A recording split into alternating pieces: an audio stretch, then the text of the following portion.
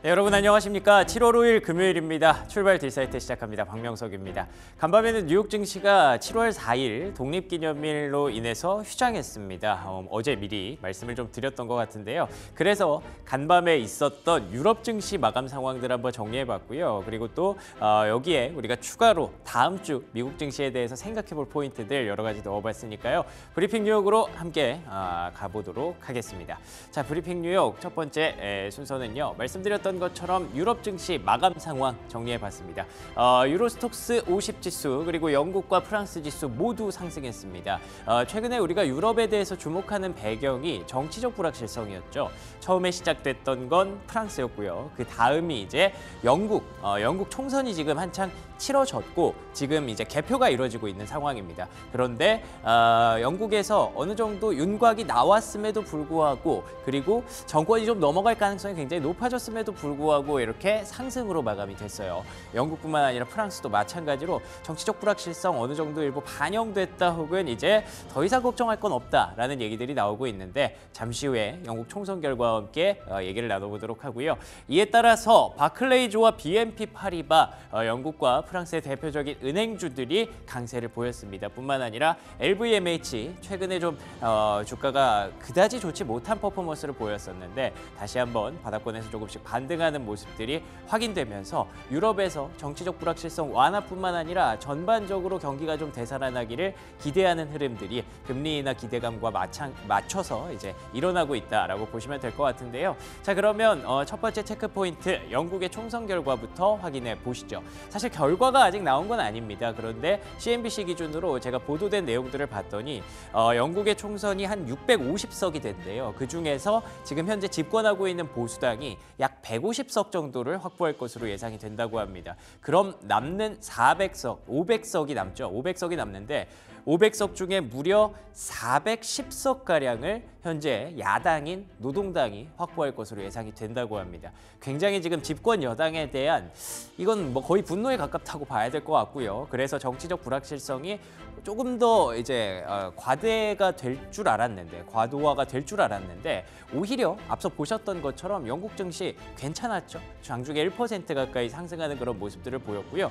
그 배경으로는 일단 첫 번째 유럽 정치 불안 충분히 어느 정도 지금 지수가 반영을 했다라는 포인트가 얘기가 나오고 있고요. 그리고 의외로 노동당이 정권을 잡았을 때 시장 분위기가 더 좋아질 수 있다는 그런 관측들도 나오고 있습니다. 제가 여기 빨간색 테두리로 그려봤는데요. 일단은 브렉시트는 작동을 해야 된다. 브렉시트는 할 것이다 라고 얘기를 하면서도 그치만 우리의 유럽 프렌즈, 네이버스, 친구들과 이 동료들과 그리고 얼라이스, 동맹들까지 이렇게 굉장히 친근한 표현을 하면서 노동당 측에서 유럽 다른 국가들과 조금 더 접점을 가져갈 가능성을 얘기를 하고 있습니다. 브렉시트는 하되 그래도 브렉시트 하면서 조금 이제 유럽과 영국 사이의 관계가 좀 틀어졌는데 그런 부분들을 다시 봉합하려는 노력을 하겠다라는 것들이 좀 긍정적으로 작용했던 것 같아요. 실제로 영국에서 약간은 좀 뭐 그때 저희 다 기억합니다만 브렉시트 할 때도 얘기가 많았었는데 지금도 브렉시트 괜히 했다라는 여론이 여전히 남아있는 것 같습니다. 그래서 그런 사람들을 어르고 달래서 노동당이 조금 당권을 가져오는 그런 모습으로 보이기 때문에 오히려 이렇게 되면 불확실성이 완화되는 그림으로 갈 수도 있겠죠. 그래서 이런 증시 결과가 나왔던 것으로 보이고요. 다음 장 넘겨주시면요. 그럼에도 불구하고 조금 밟히는 내용이 하나 있습니다. 보시는 것처럼 브렌트유 유가인데요. WTI도 그렇고 브렌트유도 그렇고 최근에 다시 한번 반등이 이렇게 나오고 있습니다. 고점을 계속 테스트하고 있는 구간으로 보이는데 아시는 것처럼 미국의 원유 재고가 생각보다 많이 줄었고요. 그런데다가 미국이 이제 휴가철 들어오면서 드라이빙 시즌으로 기름을 많이 쓸 수밖에 없는 그런 상황입니다. 뭐 중동 불확실성, 뭐 러시아 우크라이나 전쟁, 뭐 유가를 끌어올릴 수 있는 요인은 한두 가지가 아니죠. 그렇기 때문에 지금 계속 상승세를 올리고 있는데 이게 과연 어디까지 갈지 3분기에는 뭐 $90는 좋게 넘을 것이다라는 전망들이 나오고 있다고 해요. 지금까지는 뭐 괜찮을 수 있겠지만 만약에 $90 넘어가면은 또 이제 시장의 변동성을 건드릴 수 있는 대표적인 재료가 유가잖아요. 네, 그래서 브렌트유의 상승세 WTI에 어떤 영향을 주는지 내일 한번 체크해 보시면 좋을 것 같습니다. 자, 그러면 두 번째 체크 포인트. 오늘 사실 휴장이라서 제가 하려고 조금 아껴놨던 그런 내용인데요. 바이든 대통령의 후보 사퇴 가능성이 계속 불거지고 있습니다. 여기 보시면 이제 뉴스가 하나 나왔었어요. 이게 사실 엊그제 나왔던 뉴스인데 바이든이 동맹이라고 표현을 하더라고요. 바이든의 동맹이면 본인의 지지자들이나 이제 세력이겠죠. 그들에게 내가 이거 지금 계속 가져가도 되는지, 레이스를 계속해도 되는지에 대해서 지금 고민 중이라는 얘기를 했다라는 보도가 나왔습니다. 이에 대해서 굉장히 좀 브레이킹 붙여가면서 굉장히 좀 속보처럼 이렇게 전달이 됐는데 보시는 것처럼 위에 이게 트윗 캡처잖아요. 이 트윗이 누구 트윗이냐면 바이든 대통령의 대변인입니다. 대변인이 absolutely false, 이거 완전히 거짓이다, 완전히 거짓 보도다 라고 해서 좀 일단락이 되는 것 같기는 합니다만 지금 계속 민주당 안에서 바이든 대통령이 후보를 더 이상 가져갈 수 없다라는 얘기가 나오고 있고요. JP모건에서는 3주 보고 있습니다. 3주가 뭐냐면 지금 3주 안에 바이든 대통령이 트럼프 전 대통령의 지지율을 따라잡지 못하면, 많이 줄이지 못하면, 성과를 내지 못하면 더 이상 버티기 힘들걸? 이라는 내용을 전망을 내고 있어서 만약에 그렇게 된다면 진짜 불확실성이 좀 커지겠죠. 그래서 지금 상황 한번 살펴봤는데요. 다음 장 넘겨주시면요. 첫 번째 사진에서 볼 수 있는 내용은 굉장히 흥미롭습니다. 의외로 바이든 대 트럼프가 40대 40이에요. 지지율 격차가 없다는 거죠. 그만큼 다른 아직 마음을 결정하지 못한 사람들의 표심이 굉장히 중요한 상황이라서 이건 솔직히 아직 모릅니다. 그리고 아래쪽에 보시면 카말라 해리스 후보 말고는 다 게빈 뉴섬, 그레첸 윗머 다 트럼프보다 낮아요. 그렇기 때문에 마땅한 대항마가 없다는 게 민주당의 첫 번째 맹점이고요.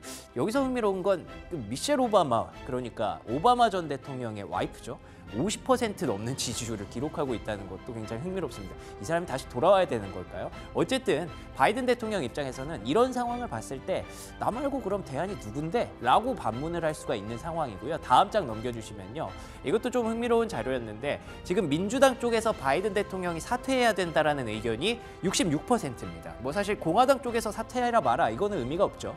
근데 흥미로운 것은 공화당 쪽에서 트럼프 전 대통령이 사퇴해야 된다라는 의견이 무려 87%입니다. 그러니까 민주당에서도 바이든을 안 좋아하지만 공화당에서도 트럼프를 안 좋아합니다. 결국에는 바이든이 계속 할만하다라고 생각하는 그런 포인트가 이런 부분에 곳곳에 숨겨져 있는 거죠. 그래서 개인적으로는 바이든 대통령의 사퇴 가능성은 지극히 낮다라고 보고 있습니다만 JP모건에서도 3주 본다라고 얘기를 하니까 우리가 잘 지켜봐야 될 것 같고요. 이게 정치 불확실성 아시는 것처럼 주식시장에 굉장히 큰 변동성으로 작용할 수 있습니다. 만약에 사퇴 가능성이 제기될 경우에 어떤 시나리오까지 우리가 잘 준비를 하고 있어야 된다는 점에서 휴장이라서 한번 준비를 해봤습니다. 자, 그리고 세 번째 체크 포인트, 움직이는 시장, 휴장하더라도 계속 24시간 365일 움직이는 시장이 있죠. 바로 비트코인 시장인데요.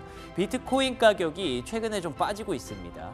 지난주였나요? 지지난주쯤에 제가 이제 비트코인 가격이 가끔은 나스닥의 선행지표가 된다라는 얘기를 했었는데 만약에 이렇게 되면 나스닥이 돌아와서 이 가격을 반영하면서 빠질 수도 있는 거거든요. 지금 기술적으로 보시는 것처럼 더블탑을 형성하고 나서 밀리고 있는 구간이기 때문에 여기서 만약에 조금 더 밀린다고 한다면 비트코인 5만 달러까지도 봐야 되는 그런 상황일 수도 있습니다. 재료가 하나가 있긴 하더라고요. 예전에 10년 전에 일본의 마운트 콕스라는 거래소가 있었대요. 비트코인 거래소가 있었는데 거기서 그때 파산을 하고 나서 10년 이후에 그때 당시에 보유했던 비트코인을 다 환급해주겠다라고 해서 그걸 팔고 있다는 얘기가 있습니다.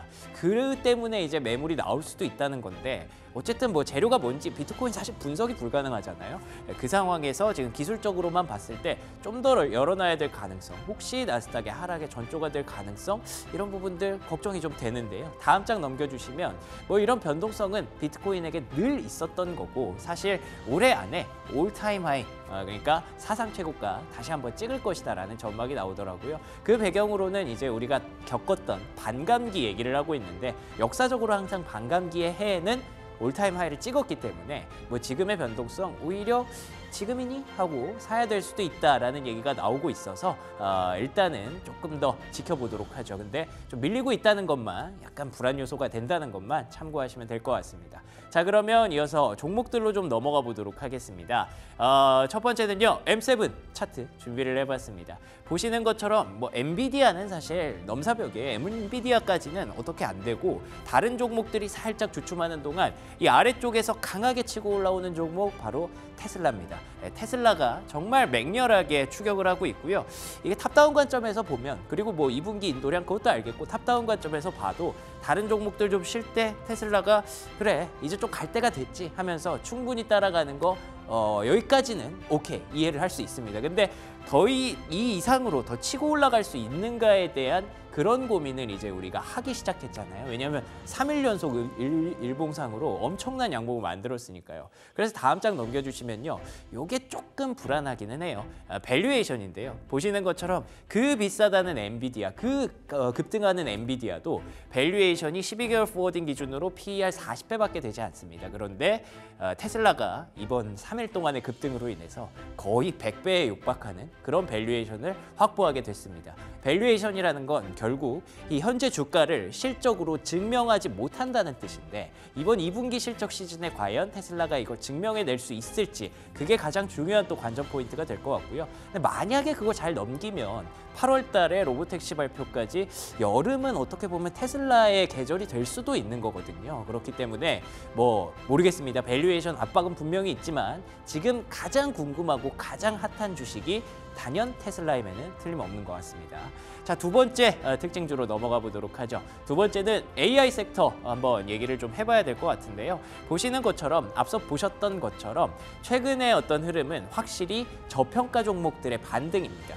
보시는 것처럼 구글과 아마존, 테슬라 같은 종목들이 6월 15일 기준으로 잘라봤을 때 오히려 이런 종목들이 조금 더 강세를 보이고 한때가 아니죠. 올 상반기를 수놓았던 엔비디아, 브로드컴, 퀄컴 같은 종목들은 확실히 좀 밀리는 모습들이 나타나고 있습니다. 그렇다면 여기서 이걸 이제 가져가야 되는지 아니면 이쪽을 이제 버려야 되는 것인지 그에 대한 고민이 좀 나올 수밖에 없는 상황인데요. 다음 장 넘겨주시면요. 저는 이 판단에 있어서 오늘 국내 증시 굉장히 중요하다고 생각을 합니다. 여기 보시는 것처럼 AI의 열풍이 삼성전자의 2분기 실적을 부밍할 것이다 라는 로이터의 기사가 있었습니다. 오늘 이제 잠시 후에 삼성전자 실적 발표되는 거 다들 아실 텐데요. 어제 사실 약간 좀 걸리는 게 어제 너무 급등을 했어요. 너무 달리다 보니까 이게 실적을 반영한 것인지 모르겠습니다. 엔비디아 콜 테스트는 아직 잘 모르겠습니다. 실적을 반영한 것이라면 선반영 얘기가 나오면서 시장의 기대치에 좀 미달했을 때 또 괜히 매물이 출회될 수도 있지 않을까. 그리고 반대로 SK하이닉스와 다른 종목들, 한미반도체 이런 종목들은 어떻게 움직일까. 이게 굉장히 중요한 포인트라고 저는 생각을 하고 있고요. 그래서 오늘 삼성전자 향이 움직이는지 혹은 하락하는지 아니면 SK하이닉스 향이 움직이는지 아니면 둘 다 움직이는지 이런 것들을 잘 체크해 보면서 앞으로 미국 증시의 휴장이니까 엔비디아나 이런 종목들이 다시 어떻게 움직일지를 한번 미리 전초전이 좀 될 수 있지 않을까 싶어서 오늘 삼성전자 실적과 그 주가 영향들 꼭 주의 깊게 챙겨보시기 바랍니다. 자, 마지막으로 특징주인데요. 요거는 그냥 간단하게 한번 말씀드리겠습니다. 뱅크 오브 아메리카에서 이번 3분기에 주목해야 할 그런 스탁들을 얘기를 하고 있는데요. 보시는 것처럼 스포티파이, 골드만삭스, 오토네이션, 유니온 퍼시픽, 카맥스 이렇게 5가지 종목이 있는데 대표적으로 저는 그냥 공통점을 엮었을 때 골드만삭스, 오토네이션, 유니온 퍼시픽, 카맥스까지 전반적으로 좀 가치주 영역이 좀 많다는 생각이 들더라고요. 그래서 이제 확실히 시장에서는 성장주보다 숫자가 나오는 실적주들을 이제 슬슬 보고 있는 타이밍이구나라는 생각이 들어서 이것도 간단하게 체크해 보시면 좋을 것 같습니다. 지금까지 브리핑 뉴욕이었고요.